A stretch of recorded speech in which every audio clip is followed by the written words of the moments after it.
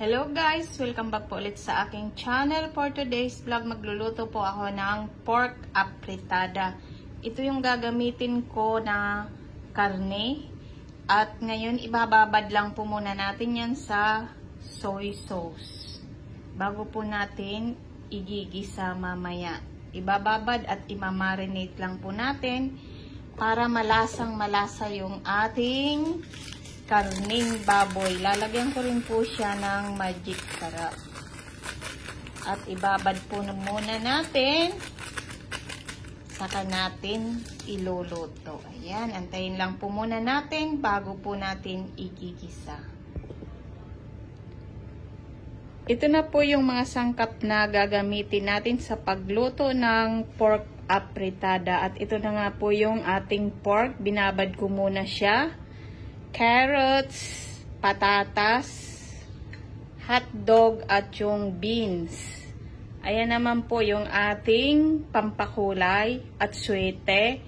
Meron tayong magic sarap, paminta, bawang, sibuyas at sili.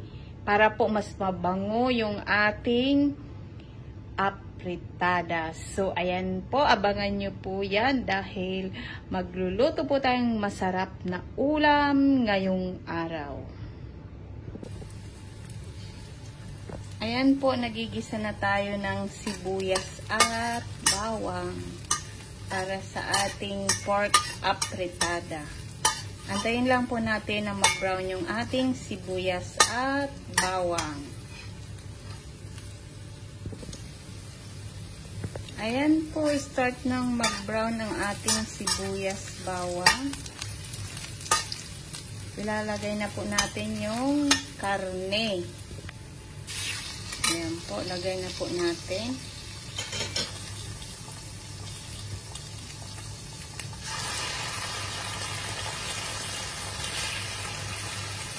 Malalaking hiwa po yung ginawa ko. Depende po sa inyo, gusto nyo maliliit na hiwa, malalaking hiwa, okay lang po yan, walang problema doon. As long as na masarap po ang ating pagkakaluto.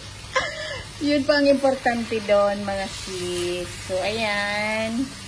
Wait lang po natin na medyo mag-brown-brown yung ating pork. Ayan. Ang bango po, ang bango. Ayan. Amoy na amoy ang sibuyas at bawang. Ngayon, ilagay na po natin yung soy sauce na pinagbabara natin.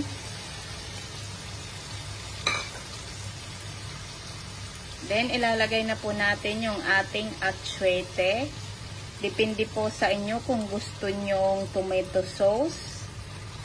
Ito naman po talaga noon pa man, ginagamit talaga sa pagluluto ng karne ay atsuete. Naging sosyal lang po tayo kaya nagkaroon po tayong tomato sauce.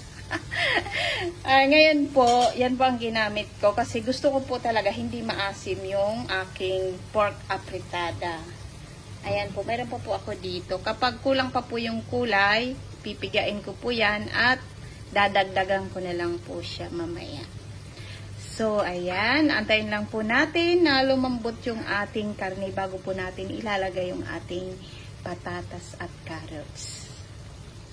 Pakukuluan lang po natin yung ating karne sa kanyang sauce para absorb niya po talaga yung lasa ng sauce.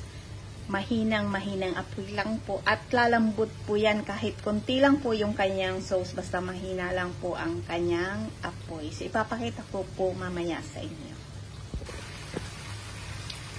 Ayan po, babalik ka rin ulit natin yung karning baboy.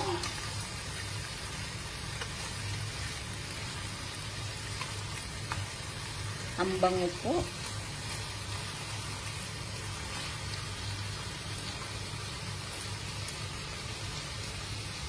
Then, dadagdagan po ulit natin ng atsuete.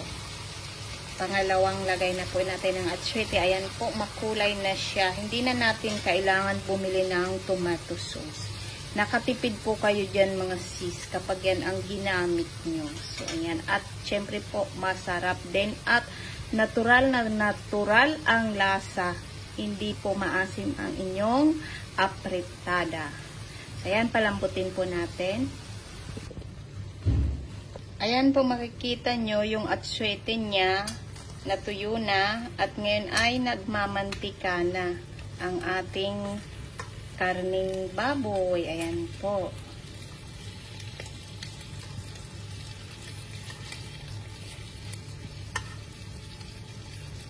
Ang bango.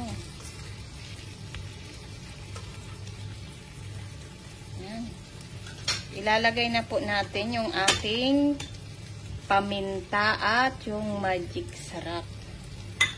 Add po ulit tayo ng atsuete. Ayan, then lalagyan na po natin ng sabaw para lumambot po yung ating karning baboy. Mag-a-add na po tayo ng tubig. At lalagyan po natin ng bay leaves. Yan, pakuluan lang po natin at hintayin po natin na lumambot. At yun nga po, saan natin ilalagay yung ating patatas at carrots kasi mabilis lang po yun maluto. Gusto ko po sa karne ay malambot na malambot kaya antayin po natin siya na lumambot muna bago natin ilagay yung patatas at carrots. Ayan na po ang ating pork apritada. Kung makikita niyo po yung sauce, o diba, ang ganda ng kanyang kulay. At malambot na rin po ang ating karning baboy, kaya ilalagay na po natin ang patatas at carrots. Ayan.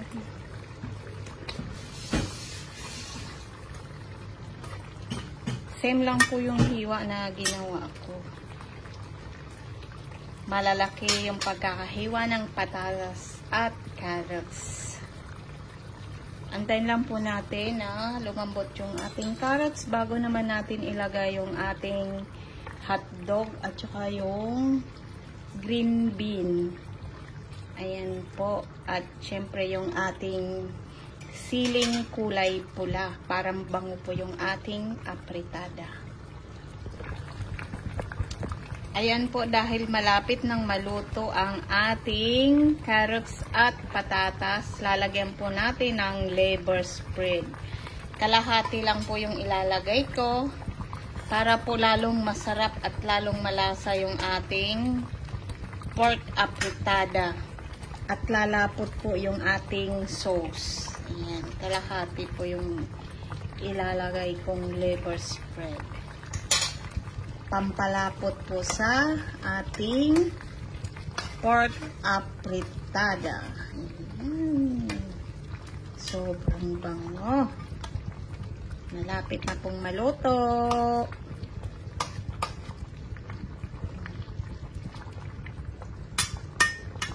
Antay na lang po natin lumambot yung patatas at carrots. Ngayon po, ilalagay na natin ang ating hotdog, green peas or green beans at syempre yung ating sili. Ayan, very colorful ang ating pork apritada. So, ayan, sana po nagustuhan nyo ang aking inihanda na recipe ngayong araw. Yummy, yummy, yummy pork apritada. Ayan po, sobrang bango, sobrang sarap mga sis.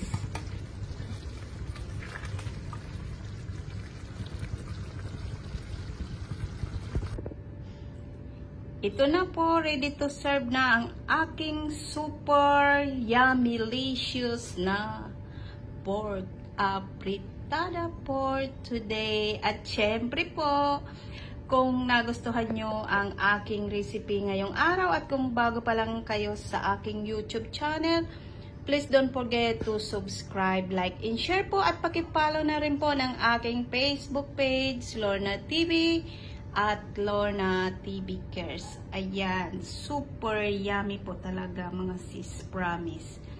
Only rice is waving. Kakain na po tayo mga sis.